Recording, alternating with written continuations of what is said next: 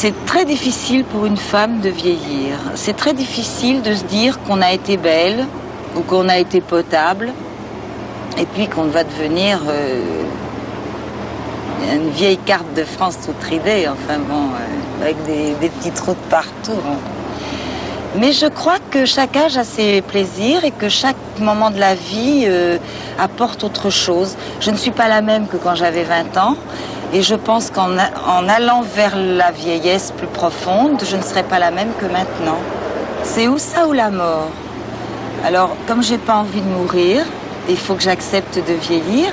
Et je crois que c'est bien que les choses se fassent très lentement, parce que on s'habitue à son nouveau visage.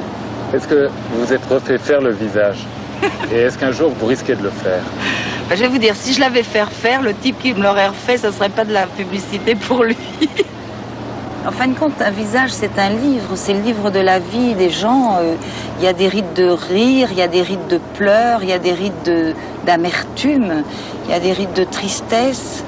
Quand vous avez eu votre première ride, vous aviez peut-être pas envie de lire ce jour-là, non? Moi, il y a longtemps que j'ai eu ma première ride. Le maquillage du cinéma aidant, j'ai eu ma première ride, je crois, vers l'âge de 30 ans, un truc comme ça. Bon, ben, ma foi, j'ai 47 ans et je m'en porte pas plus mal, j'en ai plein d'autres. Mais ce qu'on peut lire, c'est fou. De changer. Le film parle beaucoup de vieillesse. Vous avez dit que vous aviez, vous, envie de parler de vieillesse parce que c'était un tabou et que vous aviez envie de le briser. Moi, j'ai dit que j'aimais, que je trouvais excitant tout ce qui faisait peur à la société, les médias, les journalistes. Je me disais, plutôt que d'avoir peur, c'est toujours mieux d'épouser la vague, de rentrer dans la vague plutôt que d'attendre que la vague vous fracasse. Et que moi, je pouvais parler de tout. Et que je pouvais justement, une actrice qu'on pense être toujours dans l'apparence et que ne pas parler de la vieillesse ou que le corps n'est plus le même, le visage n'est plus le même. Tout le monde court après la jeunesse éternelle. Sinon, les chirurgiens esthétiques seraient moins riches. Donc, il y a quand même une constante. Et moi, j'aime bien l'idée de ne pas rentrer là-dedans. Est-ce que justement les femmes l'utilisent trop? On a dû vous le demander si vous étiez pour ou contre l'utilisation de la chirurgie esthétique. La chirurgie ne rend pas la jeunesse. Elle rend des traits, mais pas la jeunesse. On a qualifié le film Les Beaux Jours d'anti-cougar. Et pourtant, les cougars, ce sont les femmes plus vieilles qui s'amourachent d'hommes plus jeunes. Et je crois que vous avez une définition différente. Par définition, pour moi, un cougar, c'est quelqu'un qui a un homme comme un trophée. Ça n'a rien à voir avec l'amour. Pour moi, l'amour est clandestin. La vie sexuelle est secrète. Ça doit lui redonner une certaine jeunesse d'avoir le regard d'un jeune homme envers elle. Je pense que si vous êtes regardée par un vieux monsieur qui vous aime, vous vous sentez aussi belle que si c'est par un teenager.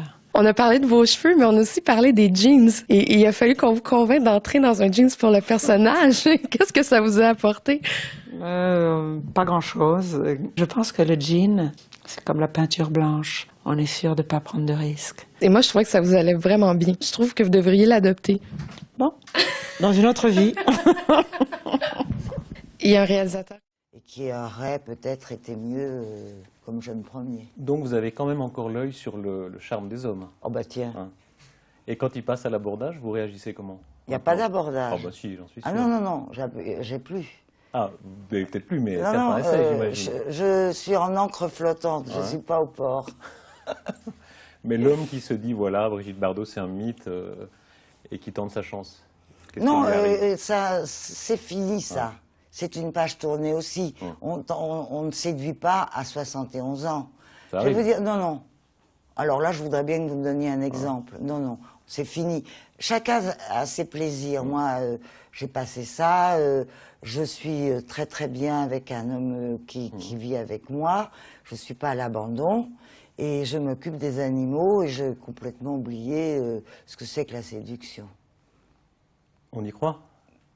Ah ben écoutez, vous pouvez me croire, sinon c'est pas la peine de me poser des questions. Vous donnez votre âge, vous en parlez très librement, vous assumez le vieillissement, hein, contrairement absolument. à beaucoup d'anciennes actrices. Vous les voyez, ces actrices qui sont un petit peu tirées de tous les côtés. Quel regard vous avez sur elles?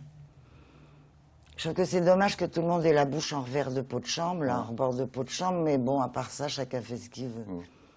Mais vous, ce serait exclu, par exemple, d'imaginer des choses pareilles. Écoutez, vous me voyez. Vous parlez très librement de l'âge,